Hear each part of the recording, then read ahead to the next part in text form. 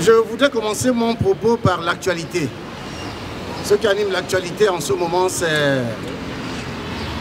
le forum. C'est le forum organisé par Libération au Gabon en 2015, dont le scandale aujourd'hui rebondit. Il y a des têtes qui sont tombées, notamment à BFM Business. Et je suis sûr que d'autres têtes vont tomber, particulièrement à la tête du journal Libération.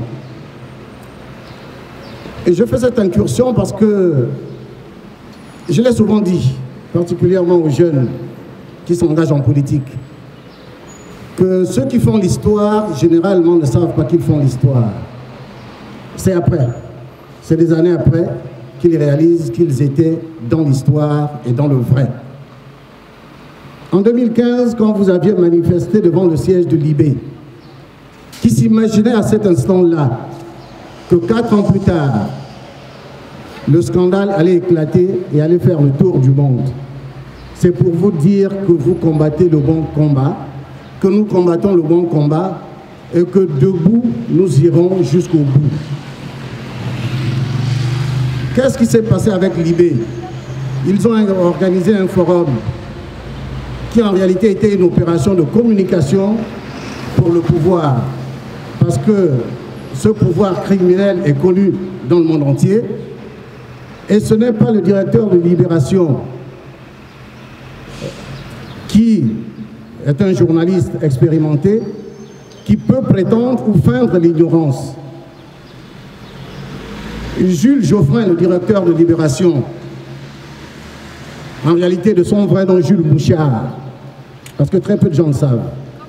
Jules Geoffrin s'appelle en réalité dans l'état civil Jules Mouchard.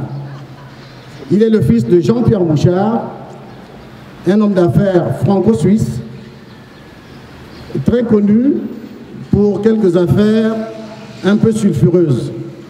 Entre autres choses, M. Mouchard, le père de Jules Geoffrin, a fait des affaires il y a quelques années avec Jean-Marie Le Pen. Ça donne une idée de la moralité et de fréquentation de ce monsieur. Et ce fils, connaissant la réputation pas très reluisante du père, s'est débarrassé de son nom et a pris le patronyme de Mouchard, de Geoffrin. Mais, vous savez, comme on dit, il n'y a pas de vérité que le temps ne révèle. Et souvent, notre vraie nature nous rattrape. Et c'est ce Jules Geoffrin Mouchard qui était à l'organisation du forum pour faire la promotion indirectement d'un régime criminel bien connu. Et ça nous a coûté à nous, les Gabonais, plus de 2 milliards de francs CFA. Nous n'avons pas de route, nous n'avons pas d'hôpitaux, nous n'avons pas d'école. Jules Geoffrin et son ami ont quand même organisé un forum qui a coûté plus de 2 milliards de francs CFA à l'État gabonais, aux contribuables gabonais. Un pays où les morgues sont saturées, les sociétés de pompes funèbres sont saturées, leurs capacités d'accueil sont complètement dépassées à cause d'une inflation de décès inexplicable, mais de décès évitables. Donc c'est pour ça que je tenais à faire cette précision, en disant que l'histoire que vous écrivez aujourd'hui vous sera reconnaissante.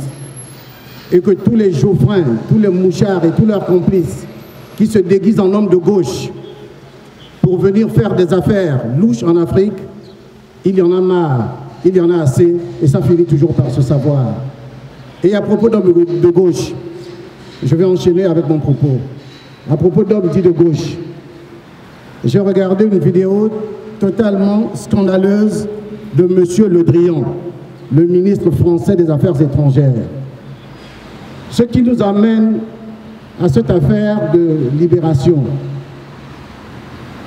Il faut savoir que l'affaire de le colloque de Libération, l'une des chevilles ouvrières de l'organisation de ce colloque, s'appelle Nadine Diatta. C'est une franco-sénégalaise qui est la sœur de Madame Evelyne Akombessi. Akombessi, tout le monde le sait, a été mis en examen en France ici pour une affaire en rapport avec les marchands d'armes. Akombessi a été mis en examen en France pour une affaire en rapport avec les marchands d'armes. Et comme par hasard, M. Le Drian, à cette époque, était ministre de la Défense. Donc c'est la boucle. C'est la boucle. Le Drian, ministre de la Défense, a Combessi mis en examen pour une affaire en rapport avec les marchands d'armes. Et l'organisateur du forum de libération, la cheville ouvrière, c'est la belle-sœur de M. Akombessi.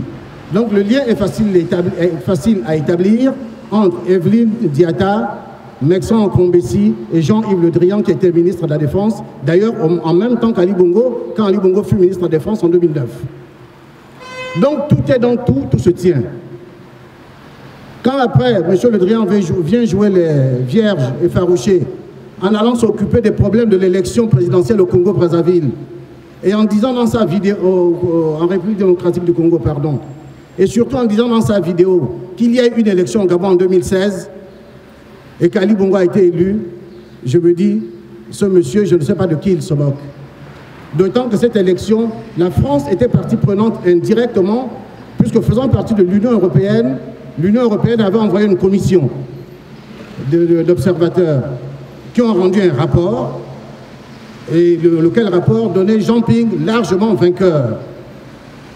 Et c'est la France de Le Drian et leurs complices qui a empêché que les propositions de sanctions contre le régime gabonais faites par le Parlement européen puissent prospérer. Donc nous sommes dans la même mafia. Il ne faut pas se leurrer. Nous sommes en guerre. C'est une guerre qui ne dit pas son nom, mais ces gens sont en guerre contre le peuple gabonais.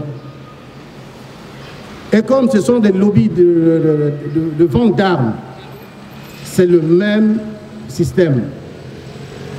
Aujourd'hui, nous sommes devant le Sénat français pour dénoncer cela, mais pour dénoncer aussi le rôle des sénateurs français, notamment du président du Sénat, qui accepte que soit organisé dans une institution et par une institution aussi prestigieuse que le Sénat français, un colloque économique sur le Gabon. On parle de quelle économie au Gabon quand il n'y a pas de démocratie, quand il n'y a pas de liberté? On parle de colloque économique en France, quand on sait combien les entreprises françaises qui ont investi au Gabon ont été spoliées. Je veux parler de Bouygues, je veux parler de Veolia, dont l'entreprise a été réquisitionnée par l'armée en violation de tout.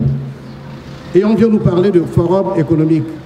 Je ne suis pas un spécialiste en économie, mais je voudrais interpeller M. Larcher et tous les autres que si vous voulez faire des affaires avec le Gabon, il faut d'abord penser aux Gabonais, au sort qui est fait aux Gabonais. Parce que la sécurité des Gabonais conditionnera la réussite de vos affaires avec le Gabon. Le Gabon n'appartient ni au PDG, ni à Ali Bongo, ni à ses complices, ni à la bande de criminels qu'on a envoyés ici, s'empiffrer aux frais du contribuable gabonais. Donc les affaires se font dans un environnement avec un minimum de vertu et de clarté. C'est pour cela que nous sommes ici aujourd'hui. Nous ne venons insulter personne, même si eux, ils injurient la mémoire de nos martyrs, même si eux, ils injurient notre intelligence en pensant qu'ils peuvent continuellement, éternellement nous prendre pour des enfants. J'ai presque envie de dire, ils se moquent d'eux-mêmes, parce qu'aujourd'hui la France est en perte de vitesse. Ils ont peut-être besoin d'argent pour financer leurs élections, nous le savons. Mais c'est des élections pour quoi faire?